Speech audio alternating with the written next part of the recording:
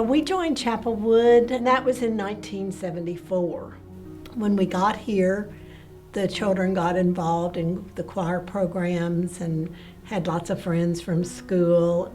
For 5 years, I was just an active volunteer until '79. And then the children's director at that time left, and Dr. Joe Davis, who was head of the education committee, called and asked if I would consider being the children's director. I said, well, okay, that I would try it, and I knew I would get a lot of support because the congregation at Chapelwood has always just been incredibly supportive.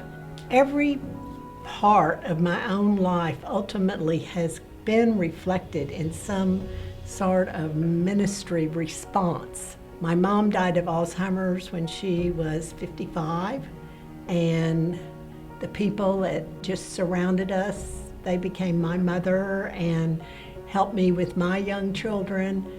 I do think about ministry and parental responsibility when you join the church and you have children as needing to be sacramental.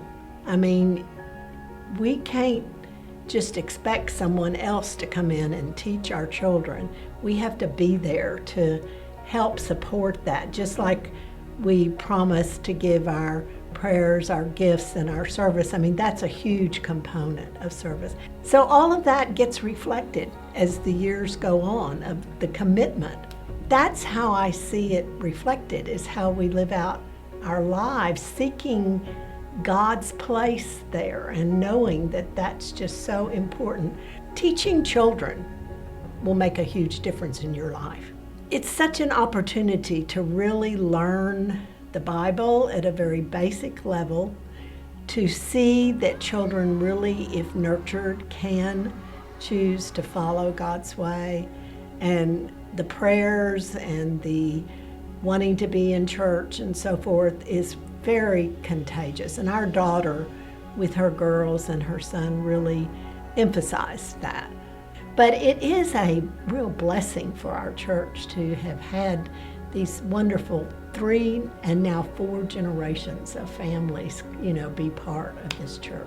You may not be aware of it at the time, but a lot of people call church home, and that's what we hope for.